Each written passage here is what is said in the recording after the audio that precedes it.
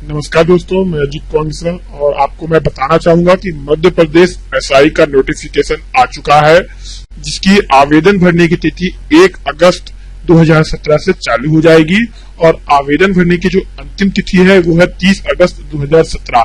अगर संशोधन के बारे में हम बात करें तो संशोधन भी 1 अगस्त से चालू हो जाएगा और 4 सितंबर 2017 तक इसकी डेट रहेगी। अनारक्षित कैंडिडेट की जो फीस है वो एक पेपर की 500 रुपए है और अगर आप 2 पेपर देना चाहते हैं तो आपको 700 रुपए देना पड़ेगा। अगर आप अनुसूचित जाति से हैं या अनुसूचित जनजाति से हैं या अन्य पिछड़ा वर्ग से हैं तो आपकी जो फीस है वो एक पेपर की 250 रुपए है और अगर आप 2 पेपर देना चाहते हैं तो आपको 350 रुपए देना होगा। अब जानते हैं पेपर कैसे होंगे। पेपर की जो समय सारणी है कि पेपर 2 पाली में होंगे। पहला जो पेपर है वो 9 बजे से 11 बजे तक होगा, जो 2 घंटे का होगा, और जो दूसरा पेपर है वो 2 बजे से लेके 5 बजे तक होगा, 3 घंटे का है। रिपोर्टिंग टाइम पहले पेपर की 7:30 बजे है और दूसरे पेपर की जो रिपोर्टिंग टाइम है वो 12:30 बजे है। अब ये जो पेपर के डेट के बारे में जान लेते हैं, पेपर कब से प्रारंभ होंगे। तो जो इसकी तारीख आ रही है वो है 22 अक्टूबर 2017 से पेपर चालू हो जाएंगे और 29 अक्टूबर 2017 तक रहेंगे। हर रोज 2 पाली में पेपर होंगे, जैसा कि मैंने आपको समय बता दिया है। अब आगे बढ़ते हैं, आगे हम जानेंगे कि इसमें कुल कितने पद हैं। कुल 611 पद हैं। जो एसआई का फॉर्म आया है उसमें 611 पद दिखते हैं, जिनमें जनरल के लिए 303 है और एसटी के लिए 128 है, एससी के लिए 101 है, ओबीसी के लिए 79 है। आगे बढ़ते हैं, आयु सीमा के बारे में बात करते हैं। अगर आप अनारक्षित वर्ग से हैं और मध्य प्रदेश के बाहर से हैं तो आपकी जो आयु है वो 18 वर्ष से लेकर 25 वर्ष होनी चाहिए। 25 वर्ष से अधिक वाले लोगों के लिए फॉर्म नहीं भर सकते हैं। और 25 वर्ष कहां से मापा जाएगा? 1 जनवरी 2018 तक आपकी 25 वर्ष की आयु होनी चाहिए। अगर 25 वर्ष की आयु से अधिक है तो आप पेपर नहीं दे पाएंगे। अब बात करते हैं आयु में छूट के बारे में। अगर आप अनुसूचित जाति, अनुसूचित जनजाति से हैं और पिछड़ा वर्ग से हैं तो आपको 13 वर्ष की छूट होगी, जिससे आपकी जो आयु है वो अधिकतम आयु 38 वर्ष हो जाती है। अगर आप आरक्षित वर्ग से हैं तो आपकी आयु 18 वर्ष से लेकर 38 वर्ष तक होगी। अगर आप मध्य प्रदेश के मूल निवासी हैं, अगर आप अनारक्षित वर्ग से हैं और पुरुष हैं तो आपकी जो अधिकतम आयु है वो 33 वर्ष है। अगर आप मध्य प्रदेश के मूल निवासी हैं और महिला आवेदक हैं और अनारक्षित वर्ग से हैं तो आपकी अधिकतम आयु 38 वर्ष है। ये चीज ध्यान रखेंगे। पुरुषों की जो मूल निवासी हैं मध्य प्रदेश के और अनारक्षित हैं उनकी अधिकतम आयु 33 वर्ष है और जो महिला आवेदक हैं जो अनारक्षित वर्ग से हैं उनकी अधिकतम आयु 38 वर्ष है। शारीरिक योग्यताएं क्या हैं? अब हम मापदंड जानेंगे। शारीरिक मापदंड क्या तय किए गए हैं? अगर आप पुरुष हैं तो आपकी ऊंचाई 167.5 सेंटीमीटर या उससे अधिक होनी चाहिए और अगर आप महिला हैं तो आपकी ऊंचाई यानी हाइट 152.4 सेंटीमीटर या उससे अधिक होनी चाहिए। अब बात करते हैं सीना के लिए। जो चेस्ट है, पुरुषों के लिए सीना बिना फुलाए 81 सेंटीमीटर होना चाहिए और फुलाने पर 86 सेंटीमीटर होना चाहिए। अभ्यर्थी का सीना फुलाने एवं बिना फुलाने में कम से कम 5 सेंटीमीटर का अंतर होना आवश्यक है। इस विषय पर किसी भी प्रकार की छूट नहीं है। ये चीज आप लोग ध्यान रखेंगे।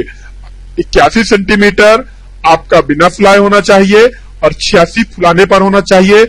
मान लीजिए आपका सीना बिना फुलाए 82 हो रहा है तो फुलाने पर वो कितना होना चाहिए? 87 होना चाहिए। अगर 86 हो रहा है तो वो मान्य नहीं है।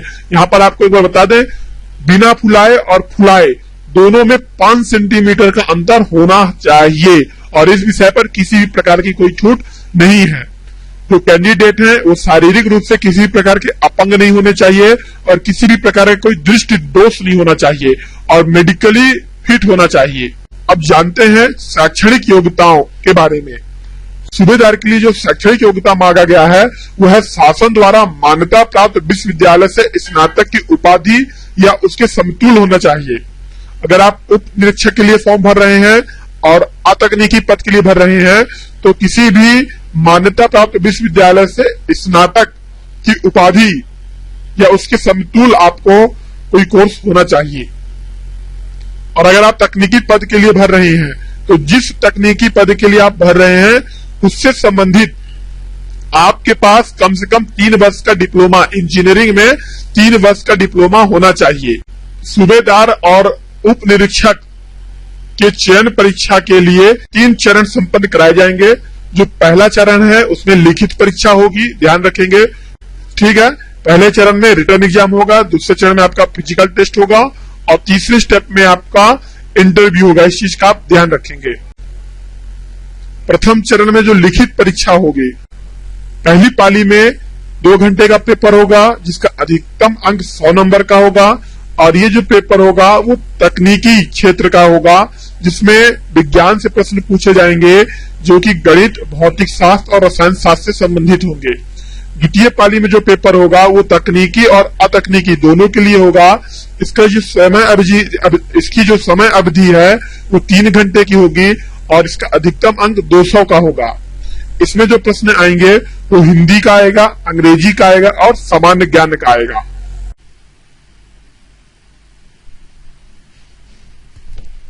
अब शारीरिक प्रवीणता टेस्ट में आपको क्या करना होगा, अभी इसके बारे में हम जानते हैं। 800 मीटर की दौड़ होगी। अगर आप पुरुष हैं तो ये दौड़ आपको 2 मिनट 40 सेकंड में पूरा करना है। इसके लिए केवल एक अवसर दिया जाएगा। अगर आप महिला हैं तो आपको 3 मिनट 30 सेकंड का अवसर दिया जाएगा।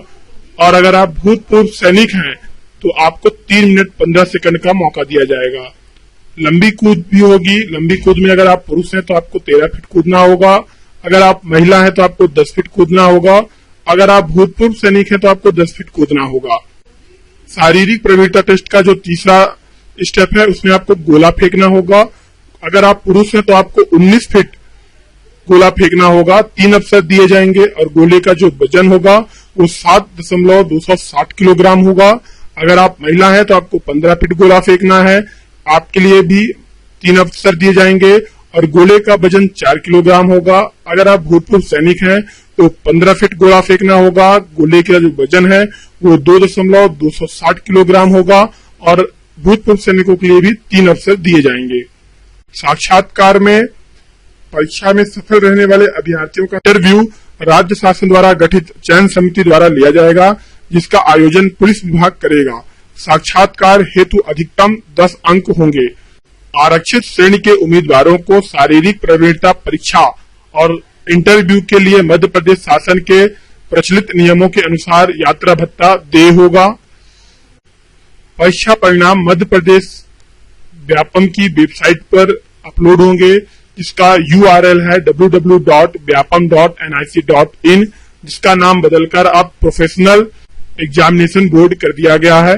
परीक्षा के जो केंद्र बनाए गए हैं वो 16 केंद्र बनाए गए हैं जिनमें भोपाल, इंदौर, जबलपुर, ग्वालियर, उज्जैन, नीमच, रतलाम, मंदसौर, सागर, सतना, खंडवा, गुना, दमोह, कटनी, सीधी और बालाघाट यानी 16 केंद्र बनाए गए हैं।